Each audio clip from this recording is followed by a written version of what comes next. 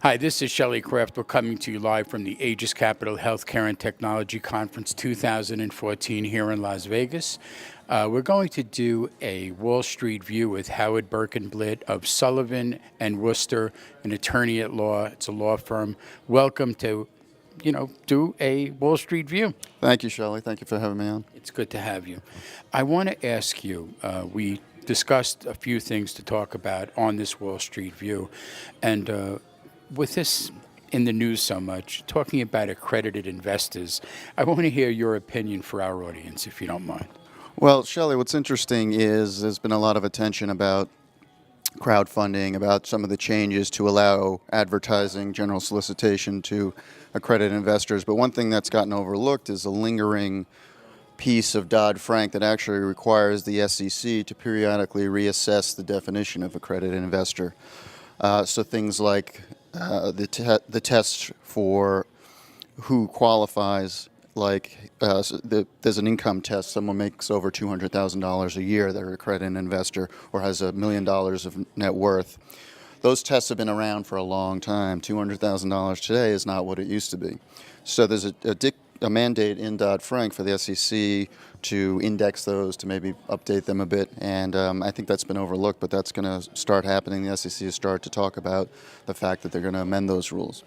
I remember when real estate counted as part of becoming an accredited investor, and then one day they didn't allow real estate anymore. And now you had to become what we used to say, an accredited investor under the new terms, right? So now what I'm hearing is there's new terms coming. That's exactly right. So primary residence, I think the feeling was, may have inflated a lot of people's net worth, at least at one point, not clear today.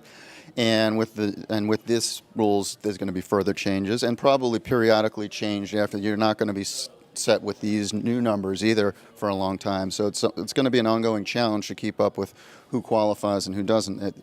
One interesting aspect is this is in some ways a counter to the efforts to increase the ability to reach out to accredited investors. So the Jobs Act made it allows solicitation, advertising of accredited investors, which was designed to make it easier to raise capital so companies could reach out to more people.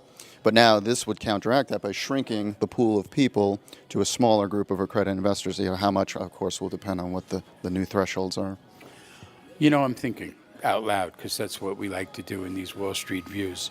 So what was the driving force between changing, what? Is it to make it more difficult to be an accredited investor? Is it now harder to sell to that group?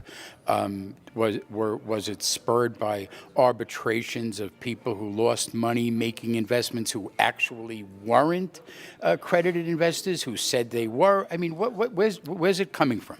Well, Shelley, I think it's a combination of a lot of those things. I think, accredited investors have a certain status that's the tests are deemed to make them more sophisticated, and as a result, the SEC rules allow companies to reach out to them without giving them as much information, maybe a little more quickly, because they're deemed to be able to fend for themselves. And I think the feeling was, again, $200,000, as I said earlier, is not what it used to be. It's certainly a lot of money, but it's not as hard to get to that level, or $1 million.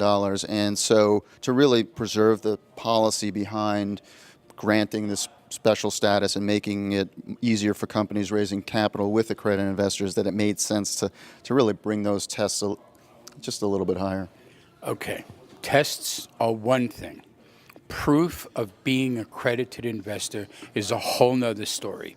Therefore, my question is, if you're being required to send in your tax return, to send in proof of ownership of X, Y, and Z, and to now have to show your information that might be sensitive, might be critically private, and now all of a sudden you have to go to the far reaches of the universe to pull paperwork, and now you're putting it over the internet, and now you're making your very private information, in my opinion, public.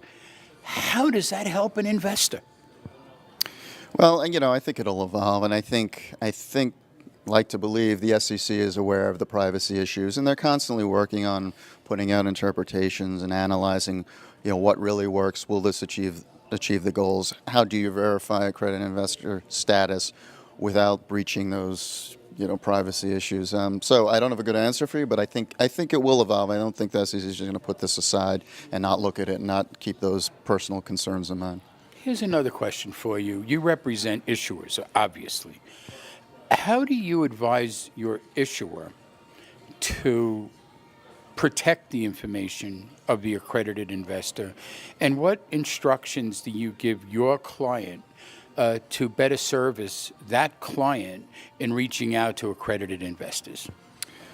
I'll tell you, the first thing I do is refer them to my data security partners at Sullivan Worcester, who know a lot more about. I mean, they're very complex rules. Every state's different, but it is a real concern. I mean, you have to be very careful transmitting this information, protecting it.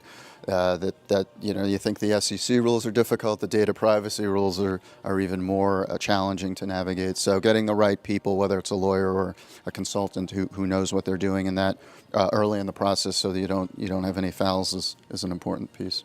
I mean, I used to think that issuer transparency was critical. Now, the investor transparency is almost equal to it. Yeah, well, it's a two-way street. But I think that transparency goes a long way. But I think with the investors, there will be sensitivity to keeping the privacy element, real. Again, how you strike that balance is difficult. But I don't think it'll, ever be fully transparent. Opaque is probably the right level. So I'm going to give you an opportunity to address an audience that's mostly, believe it or not, definitely investors, many of whom are accredited investors. I want you to tell them what you think is coming, what's the best advice you could give them right now, and what should they be looking for. And then, we'll call this interview a day. Okay. Well, as I said, pay attention for the rules. If you make $200,000 now, try to increase your salary if you want to remain a credit investor. That's good advice right there, ladies and gentlemen. But in all seriousness, I think one of the biggest trends now, and I'm sure much of your audience is familiar with this, is the reaching out with the advertisements under 506C of the Securities Act of 1933. I think that trend is going to continue to grow and may grow dramatically. At the same time, for the investing community has to be careful. Not every ad will be a legitimate ad. Not every solicitation will be a non-fraudulent one. So doing your homework, doing your diligence remains as important as ever, and stay tuned. So I thought that was going to be a wrap, but your answer stimulated another question in my mind. Here's what I want to know. Even if I meet the qualifications of being an accredited investor, am I limited as to how much money I can invest per deal? Or am I limited on the basis of an amount equal to all of the deals that I want to invest in? Because the limitation is something that I'm trying to get to. Sure. So under the 506 rule we referred to earlier, if you're an accredited investor, there's no limit at all to how much you can invest. There's no limit to how much the company can raise. Over time, there might be certain what we call integration issues. But for an individual investor, as long as the company's following the rules, they're not limited if they're accredited. So it's again another vehicle. It's the prime vehicle for companies to raise money if they can find those accredited investors. Crowdfunding, the rules are in the works under the Jobs Act, would have limits based on both dollar amounts and net worth of the investor and things like that. But this is under pre-existing rules, albeit a little more liberal now. There's no limit. So if you're accredited, it's a good place to be. There's no limitation as to how many deals you could buy under 506. Only your net worth limits that in terms of how much funds you have to spend. But no, there's no limit. Ladies and gentlemen, this is pretty interesting stuff, I have to tell you. This is Howard Berkenblit of Sullivan and Worcester, an attorney at law, giving us great insight into the questions regarding all kinds of ways of doing funding, especially as an accredited investor. I'm Shelley Kraft. This is SNN Live. We're at the Aegis Healthcare Technology Conference 2014 here in Las Vegas. Howard, thank you for your insight Thank you, and sir. your Wall Street view. Thank you, and thanks so much for having me.